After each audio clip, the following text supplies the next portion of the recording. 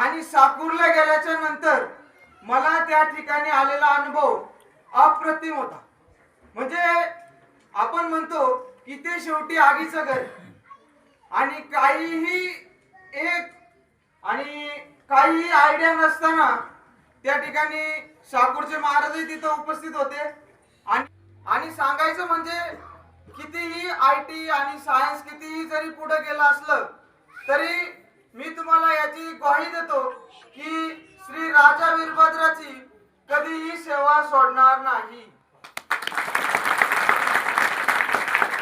आणि जसे की भाऊंनी सांगितलं की सेवेकरी म्हणून जसं मी उभा आहे, हे सगळं तुमच्या शुभेच्छांमुळे हे सगळं घडून आलेलं आहे.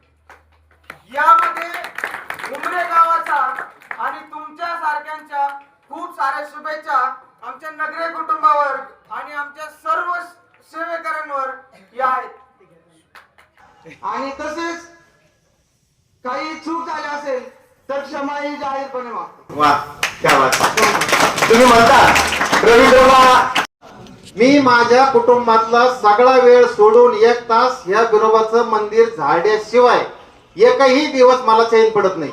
मग आपण ही बात येऊन राहिलं नाही. मी म्हणलं तू घाबरू नको का आपल्या कुटुंबाची जी परंपरा आहे ही तुझ्या रूपात आली पाहिजे.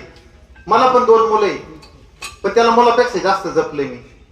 आणि कुठलाही तीळ मात्रही त्याच्याबद्दल शंका न ठेवता हरवीला उभा केलेला आहे.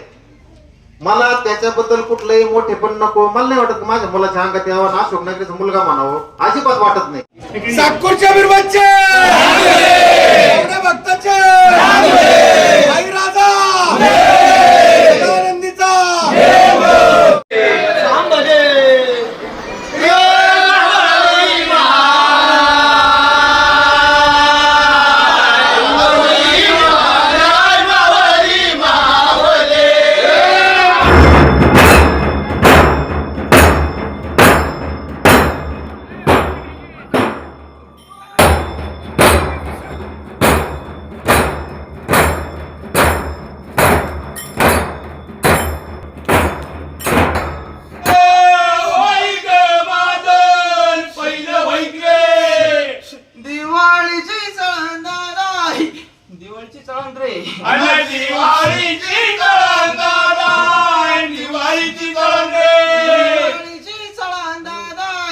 दिवाळीची चळण रे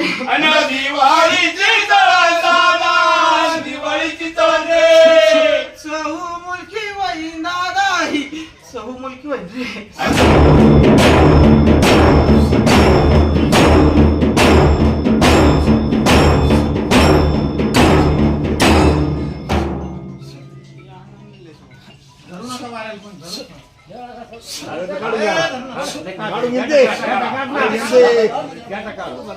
नाही